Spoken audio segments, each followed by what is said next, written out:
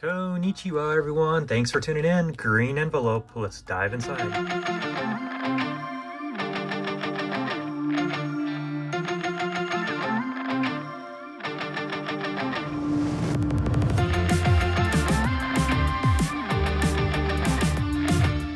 Hey, everybody.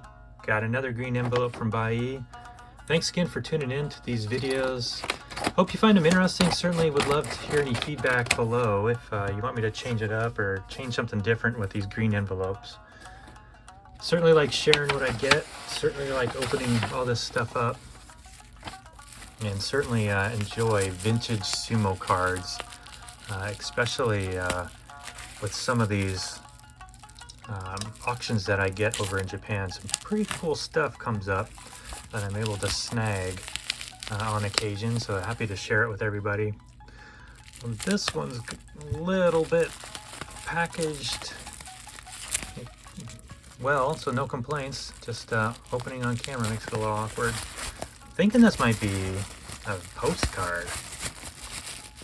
You've seen me post some postcards recently. Been getting into those more and more. They're still expensive, so I don't pick them up in mass like I do other Sumo cards, just because they are a little bit expensive.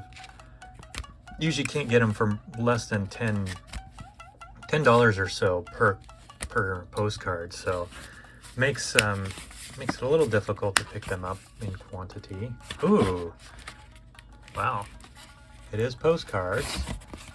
Let me see if I can open this up. Nice. So these postcards are likely from early 1930s. And why do I say that? Well, if you look here, they don't have the mage on these cards. And what I'm thinking is these rikishi were part of the Shunjuen these were part of the Shunjuen incident where during 1932 a bunch of rikishi walked out of the association because they were demanding reforms.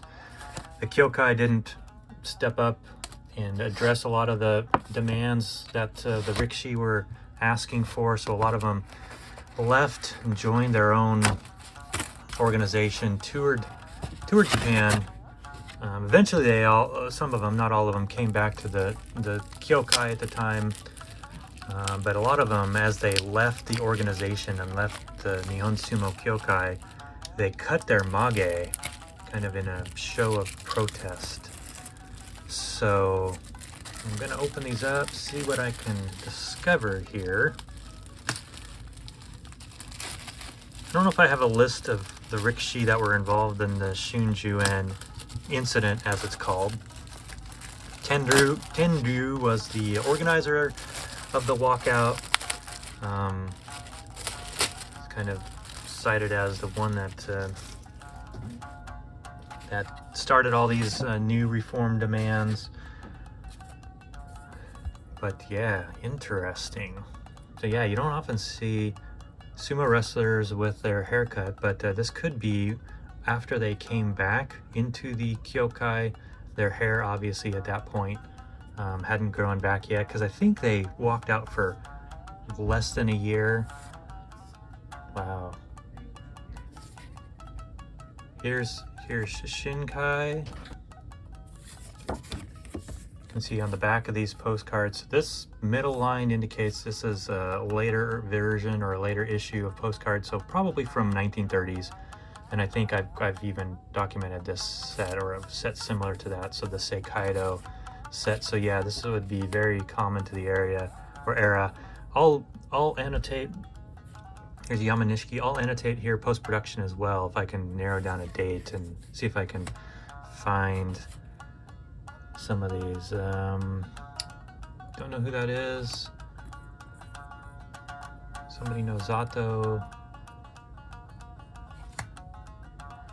And I'll put these names up post-production, but looks like I've got 6 Shunjuen era postcards. At least he's got his mage still up, but very cool piece of sumo history. I'll put a link as well on the screen and down in the notes below on the Shunjuen incident where you can learn a little bit more about it. But very cool. Very rarely do you see these postcards from this era because it only lasted for a year, this Shunjuen incident. So capturing these and having these as part of that era is pretty cool. All right, thanks everybody for tuning in. Hope you enjoyed this postcard review. Sayonara. We'll talk to you later. Bye.